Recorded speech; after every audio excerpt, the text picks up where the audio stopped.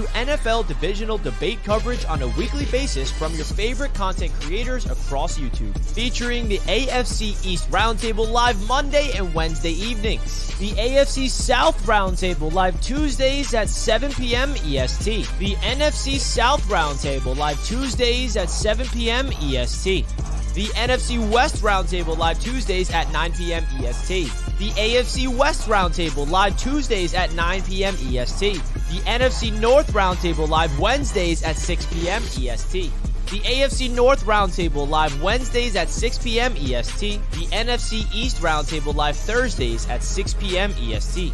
Roundtable Sports, real coverage from real fans.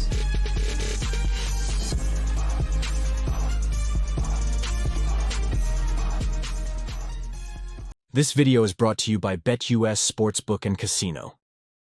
What is going on, everybody, and welcome back here to the second week, the second edition live here on the NFC South Roundtable. We just wrapped up the first week of the preseason in the NFL. We got your favorite content creators, as always, for the NFC South. We got a couple of topics that we're going to hit on here, of course. Mainly, of course, though, talking about how each of these teams fared up in their first week of the preseason. As we talked about a little bit earlier, this channel all season long is brought to you by BetUS. We'll talk to you a little bit later how you can get a 125% sign-up bonus on your first 3 deposits. But as always, let's go ahead, welcome on in your creators and see how they're doing. Let's start here with Mr. Bucks Nation. We'll bring you in.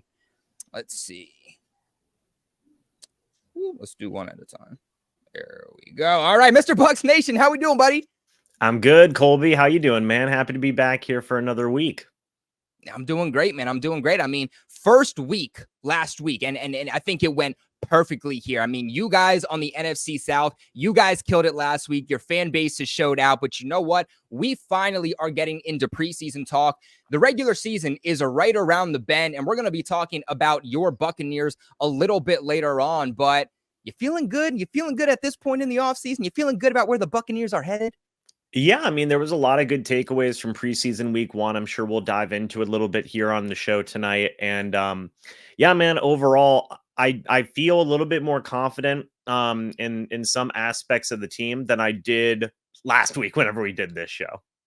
And that's exactly what you want to hear, right? You at least want to know that your team is progressing. You want to feel a little bit more confident at this point, as not each day goes on, but as each week goes on, as each preseason game gets closer and closer, because we're just a couple of weeks away from roster cutdowns. And this is really the time where these players are going to need to prove themselves. This is where guys that are on the roster bubble, it's all going to depend on how they play, because if they fall off, if you're on the roster bubble, at this point, you fall off in the offseason, you're not making the roster. But if you continue to show out for the final 2 weeks, the final couple of training camp practices, then your chances of making the final roster are definitely going to be elevated, because like I always say, football is what have you done for me lately. Teams are going to care about what you have been doing lately rather than what did you do during spring practices and OTAs and minicamp. But let's go ahead and let's bring on Clay, our Panthers representative. Clay, how you doing? Good, man. Good, man. Glad to be here. Excited for episode 2. Let's get it. Let's get it. Let's get it. I mean, your Panthers too. We talked about it last week. Maybe a little disappointment last year. I'm trying to put it nicely, Clay. I'm not trying to put you into a depression. I mean, look, and we're going to get into it when we talk about the preseason, but little sneak peek. Are you feeling maybe a little bit better? Could this season just go a little bit better than last year? Or are you like, yeah, this is already a crap bag? I think it's hard to tell with that first game in the preseason, I will say, even though it was an absolute car crash in slow motion. Yeah, I feel better. I want to see my starters get some reps to see what we actually have, because I feel like right now we really don't know. Yeah, exactly. I agree with you. Now, look, let's bring in our Falcons representative, 95 North Falcons representative. How are we doing? Second week, buddy. We're definitely glad to have you back. Your Atlanta Falcons, I feel like little bit up, little bit down. It was kind of an emotional week if you're a Falcons fan, right? Emotional to say the least. Absolutely, man. Losing some potential key starters on the defensive line. So I'm expecting Terry Fontenot and company to rectify the situation right away. The preseason game week 1 showed a lot of promise in some of these young upstarts. Not a lot of the starters played, but so we can only we can only grade out and we can only talk about what we saw on the field. And it was okay. It was decent. So just got to overcome these injuries, man, that have happened to the Falcons early on, man. Yeah. Do you feel any more or less confident after week 1 of the preseason, after, like you said, kind of these emotional roller coaster with some of your players going down? If no moves are made, I feel less confident. Absolutely.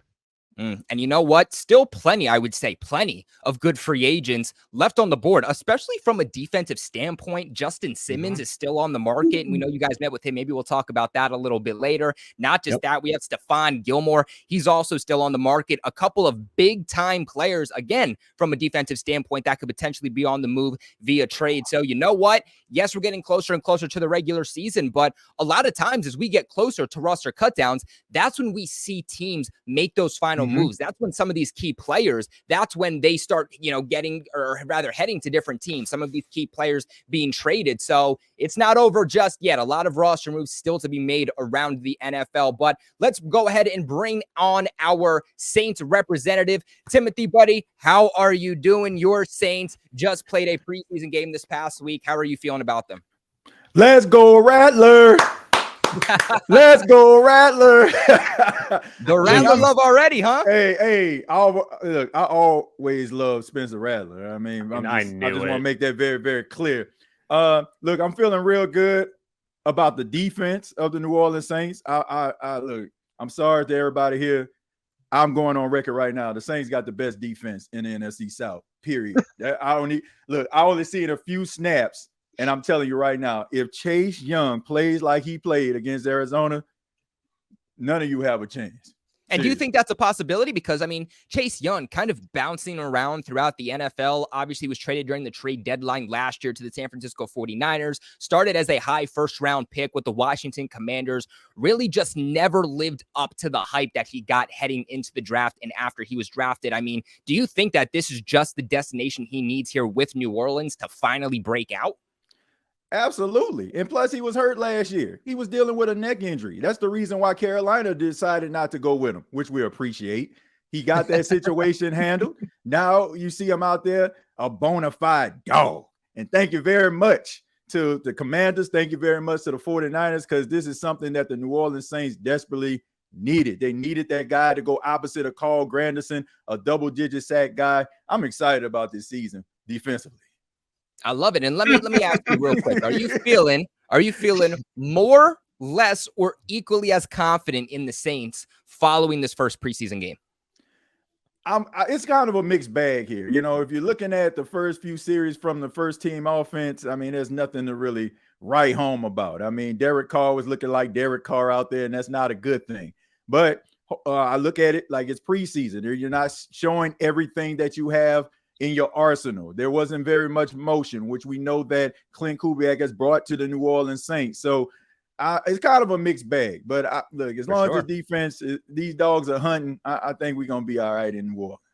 And Saints fan, Timothy already giving you a little sneak peek preview on what you guys can expect later in this live stream, because there is so much to break down. And you know what? I want to hear every last little piece. I don't want the spark notes, guys. I don't want the slight synopsis. I want you to tell me as if I have no idea anything about your teams. I want the winners. I want the losers. I want the good. I want the bad. I want everything about your teams from week 1 of the preseason. We're going to get into that a little bit later. But before we do, of course, we have to give a shout out to the sponsors of this video, and really not just this video, the sponsors of this channel all football season long. You guys already know who we're talking about. We are talking about the best sportsbook on the damn platform over at BetUS. I use BetUS. All of the guys you're seeing here right now on the screen, they use BetUS. Every single one of your favorite NFL creators, they use BetUS, and we do it for a reason. Guys, BetUS right now, you're getting an exclusive offer. Link in the description box below, pinned in the comment section below. You can get this limited time offer of a 125% sign-up bonus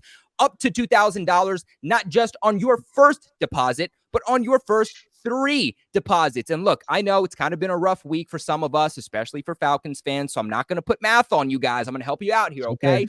Let's say you put $100 down.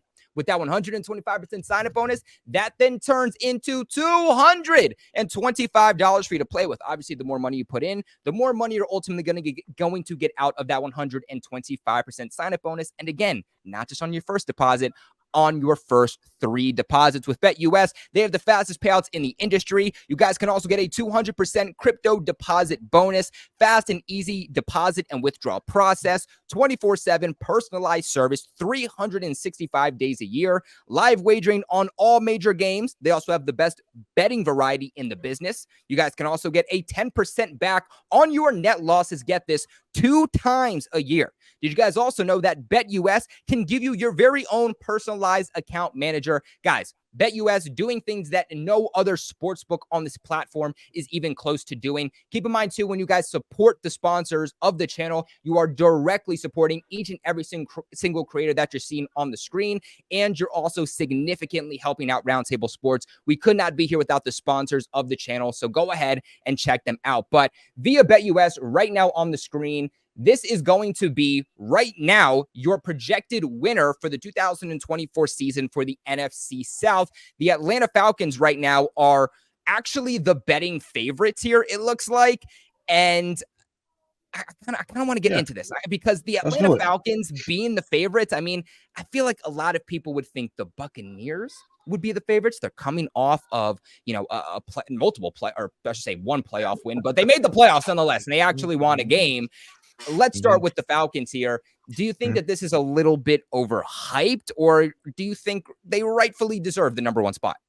They rightfully deserve the number 1 spot. And I know that, injuries have the Falcons reeling a bit right now, but what's going to stop this Atlanta Falcons offense? Not any one of the defenses that are in this NFC South. And my guy DJ, man, like I told you on Twitter before, that Kool-Aid in New Orleans must be fantastic. If you think that the New Orleans Saints are going to have a top-notch defense, I just don't see it. I'm sticking to it. The Falcons are the clear favorites. Loaded roster from top to bottom. There's pending moves that Terry Fontenot and company are going to make to keep this Falcons team competitive going into the 2024 season. So my money is on the Falcons 100%. I love it. You know what? We got Bucs fans in here, and they're not happy. They do not agree with BetUS. Now, the Buccaneers, they are coming in second place. They're not first, but they are in second place. Mr. Bucs Nation, again, I think we got to pop this off to you. I mean, you guys went to the playoffs last year. You won a playoff game. Nobody else in the division did that. I mean, do you feel disrespected right now? Well, I don't know if disrespected is the right word. I just think it's wrong. I mean, you take a look. Bucks have back-to-back NFC championships under their belt right now. It's called the Tom Brady effect. And it's a beautiful, well, now it's the Baker effect. So it's a beautiful thing, Berto. No more waking up feeling dangerous. Dave Canales has sailed ship. Hey, we do still wake up feeling dangerous because that was Baker's line. So, look, Liam Cohen's here. It's a great thing. I would say at the minimum, I think the Bucs should at least be a little bit closer to the Falcons, if not be number 1 there, just based on, historical preferences here and historical context of the past few years. Look, Baker was on this team last year and they still won the NFC South. Now it was very contested, right? But yeah, I do think the Bucs should be better up on this list, just because of the fact that they have won it the past few years, even last year whenever Baker was the quarterback. And I think that stuff does matter. Now, credit to Berto, getting Kirk Cousins, there's been a lot of national love for the Falcons as well. Rightfully so. Yeah, for sure. I mean, I think you look at this too, and it's just like the Atlanta Falcons and the Buccaneers, the odds for the money line here, they're really not all that close. In fact, the Buccaneers are closer to the New Orleans Saints than they are the Atlanta Falcons for first place. So I could see where maybe Buccaneers fans would feel maybe a slight disrespect. But Timothy, let's kick it to you because your New Orleans Saints, you guys are projected with the 3rd best odds to finish in this, or finish first place rather, in this division. But like I just said, you're pretty damn close to the Buccaneers right now. Do you feel disrespected that you're not in first place, or do you think that these odds are correct? I think that those odds are 100% incorrect. If you look at it, I mean, the Atlanta Falcons, what have they done? Like, seriously. I mean, we've seen this movie before. I mean, they always have a stag team. They always talk about what they're going to do. They always talk about how they're going to run the division. The Saints have beaten the Falcons 10 out of the last 12 times they played them. I mean, I can understand the Bucs, but what have the Falcons done? If we were playing Madden, I can understand that, because on Madden, if you simulate the entire season, the team that has the best, analytics and, according to players would actually win the division. But this ain't Madden. This is real life. And we know that the Falcons, I'm sorry, they're choke artists. Like, they fall short every single time. And these injuries that are piling up right now is just a foreshadow of what's to come. I guarantee you the Atlanta Falcons are going to be third in this division when it's all said and done. Your math is not mathing. 10 out of the last 12 times the Saints have played the Atlanta Falcons, they have beat them. No matter what the Atlanta Falcons have put on the field, no matter who they brought to the forefront, 10 out of the last 12 meetings, the Falcons have lost to the Saints. I don't know what it is for the Bucs, but I'm pretty sure the Bucs have been putting foots in them too. I love it. I love it. And Clay, we got to kick it to you because you guys are obviously projected to finish in last place. Probably pretty understandable, but it's not close. It's not close. I mean, again, the New Orleans Saints, they're at about a 4.75 projected to finish in third. You guys are projected fourth, and you're going all the way down to a solid 12. You got to feel a little disrespected, right? A little bit, at least. I mean, if I'm a gambler, but I'm a gambler man, so I'm a degenerate. So I would take that 12 odds and just hope for the best. You know what I mean? Yeah, you kidding me? Put down like a solid $10 on that. Get you 125. Throw 100 on it. Throw 100 on it. I'm just kidding. Yeah, you know what? Exactly why you're at. If you're a Panthers fan, go ahead and throw 100 on that. I mean, if that ends up hitting, then the Carolina Panthers actually surprise. Which, you know what? I feel like with the NFC South, like anybody at any given moment could surprise. There's a lot of firepower in this division. It's just which team is going to end up actually finishing on the top, which I feel like it's going to come down more so to coaching staff, right? So, sure. I mean, I don't know. I see a lot of disrespect from the fans in the comments, especially from Buccaneers fans. Put your money where your mouth is. Put your money where your mouth is. If you guys think that the Bucs should be the favorites, go ahead on BetUS and place that odds, because at the end of the season, if you guys are right, the best way to stick it to all of the creators in this division, the best way to stick it to BetUS and everybody else is to say, you know what? Before the season started, I predicted the Buccaneers to win when you didn't have us as a favorites, and we ended up winning. But guys, again, make sure you go ahead, check out BetUS, supports the channel, and of course, supports the creators here also. Michael Vick at BetUS.com. Catch an incredible 125% sign-up bonus on your first 3 deposits, plus 10% gambler's insurance. BetUS, my online sportsbook and casino. Alrighty, guys, so let's get into this. And before we get into the preseason, we had some extra news going on. More drama, of course, as we inch closer and closer to roster cutdowns in the regular season. Last week, we talked about Brandon Ayuk, right? Did you want your respective teams to go after Brandon Ayuk?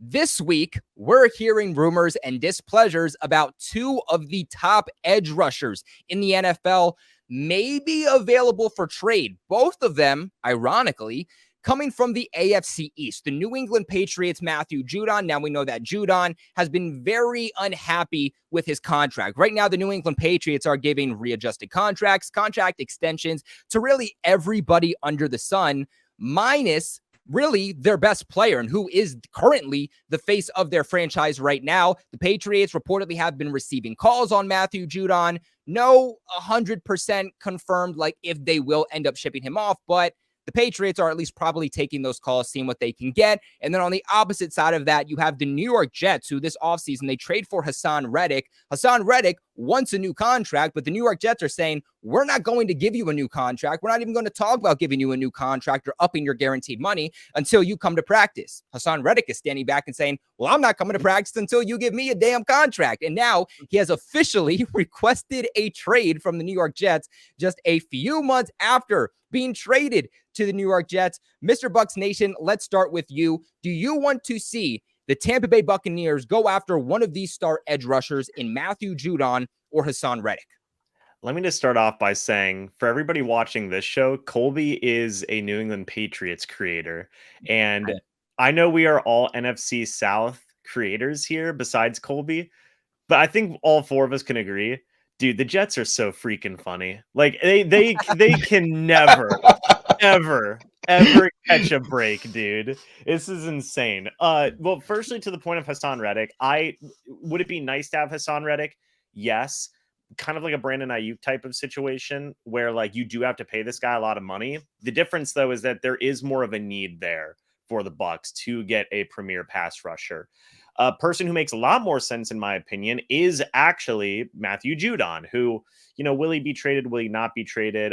We don't know at the end of the day, but you do take a look at the history of the Bucks and what they've done in the past. Jason Light used to work for the New England Patriots for many, many years. He's the general manager and has been the general manager for the Bucks for a good long while now. The Bucks have made trades with the Patriots in the past few years. They traded for Shaq Mason, the Bucks did. They traded for Rob Gronkowski. And even going back a couple more years before that, last time the Bucks did trade for a big-time pass rusher was Jason Pierre-Paul from the New York Giants. So there's a little bit of history there to say, like, if the price is right, the Bucks aren't afraid to go out there and throw out a third or a fourth round pick to go get a big-time pass rusher. And Judon's really good. Colby, like you said, he is one of the better, if not the best guy on the Patriots, at least defense right now, if not, probably the team as a whole.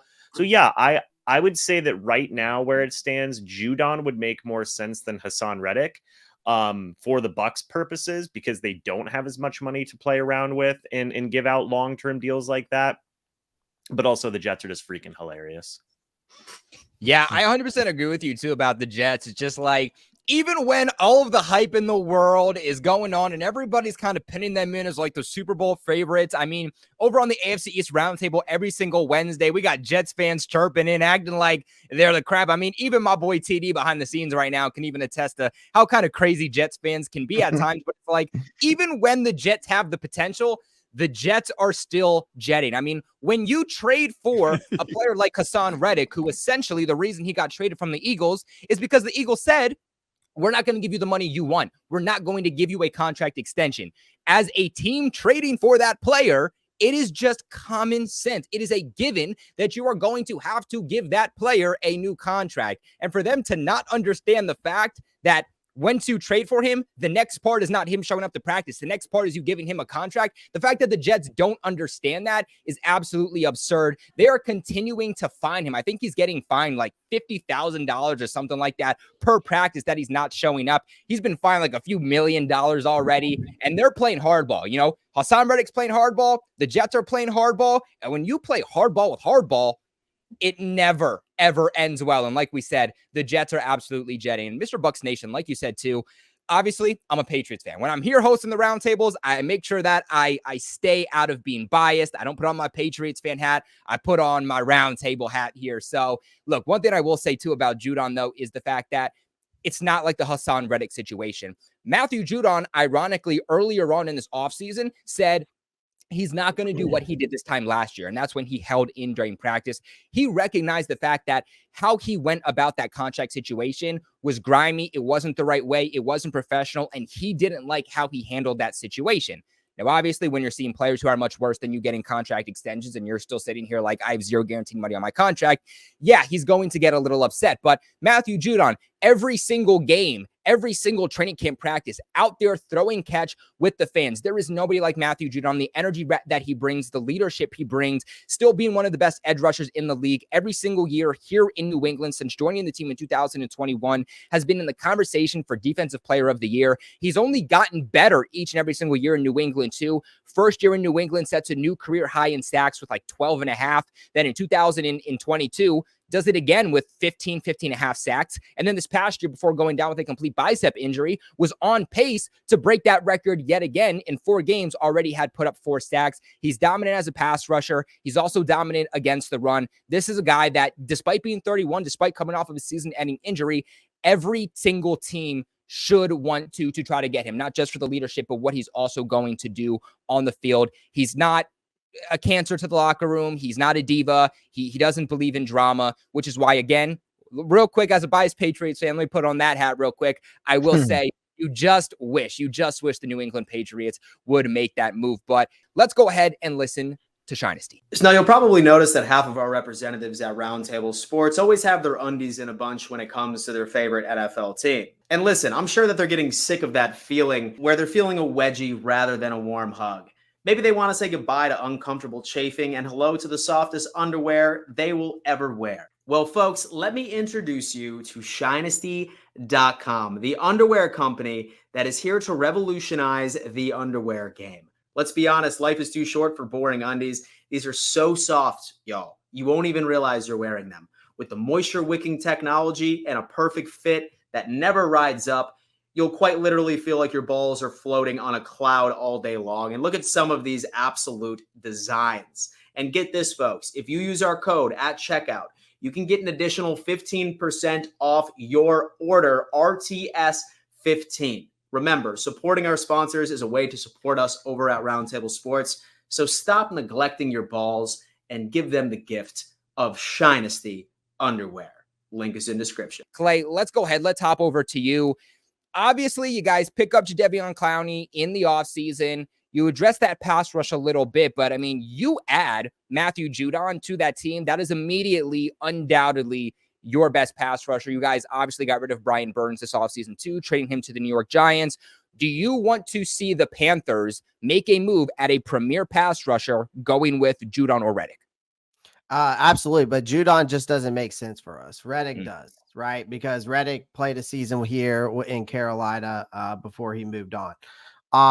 He's a perfect fit for what we're looking for, especially in this defense. Ejiro Evero might be one of the most underrated defensive coordinators in the NFL. He took scraps last year and we still finished top 4 in defense, all right, in certain categories. So this defense still does need a game changer. JC Horn, as of right now, the corner, who's basically our premier corner, if he can stay healthy, which right now he looks the part, and Jadeveon Clowney coming off that standout season, Hassan Reddick could elevate this defense to a different level. And then we definitely need that genuine bona fide star potential, and Reddick fits that bill. The problem is Carolina just probably won't be able to afford him. I look at Hassan Reddick as same as the Brian Burns situation. You bring Hassan Reddick here, he's going to want to get paid, and Carolina and this front office has been known to mess with dudes' money. So, and that's the reason why the Brian Burns situation didn't work out. So I think that as much as I would love to bring Hassan Reddick here, we're just not in fantasy land. So, I just don't see it happening. I get it. And especially for a team that maybe isn't necessarily in this win now mode, because while the Panthers have that potential, they're obviously coming off of being the worst team in the entire National Football League last year. You hope that they start making progress, but are they really going to make enough progress in one offseason where they go from being the worst team in the NFL to now being a playoff team? Probably not. And maybe the Panthers are kind of in the same situation that the Patriots are. That's preventing the Patriots from giving Judon the extension, which is saying you're 31 years old. Yes, you're a good player. Yes, you're great in the locker room, but realistically, are you going to be a part of the team when we start competing for the playoffs and start competing for a Super Bowl? Probably not. And from what's being reported, that's kind of why the Patriots have been a little bit more hesitant to get that extension done with Judon. Because again, you look at the extensions that the Patriots have made, it's all with players that are in their young to mid 20s, are in their prime, and are still developing. But 95 North, bro, let's kick it off to you.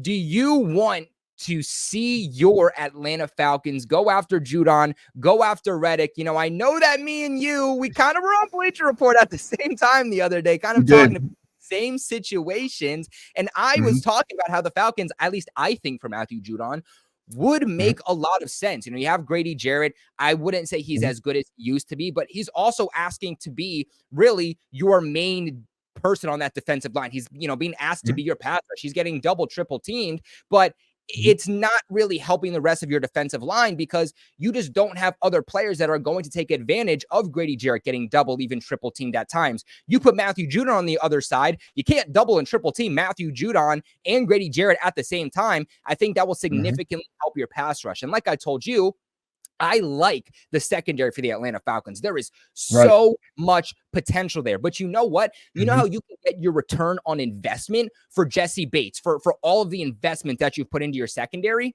By having a good pass rush. You're going to get more interceptions. It's going to speed up that internal clock for opposing quarterbacks, force them into making mistakes. And now all the money you paid to Jesse Bates is going to pay off even more because he's able to make more plays on the ball. Do you want to see one of these pass rushers in Atlanta? Absolutely. And let's touch on Hassan Reddick. While I admire Hassan Reddick's play, I feel like Matthew Judon is the more well-rounded defensive end or edge rusher and would make the ultimate sense for these Atlanta Falcons. On Friday night, unfortunately, we did lose Braylon Trice, a promising rookie drafted in the 3rd round out of Washington. He was getting significant reps with the first team, so the Falcons were counting on him in some way, shape, or form. Now he's out of the equation, and really the depth chart behind the rest of the guys, Arnold Ebiketie, D'Angelo Malone, etc., aren't as promising. So fast forward to a guy like you mentioned, Matthew Judon, man, who's up here in New England, a guy that's been in the league since 2016, 66.5 sacks over his 8 to 10 year career.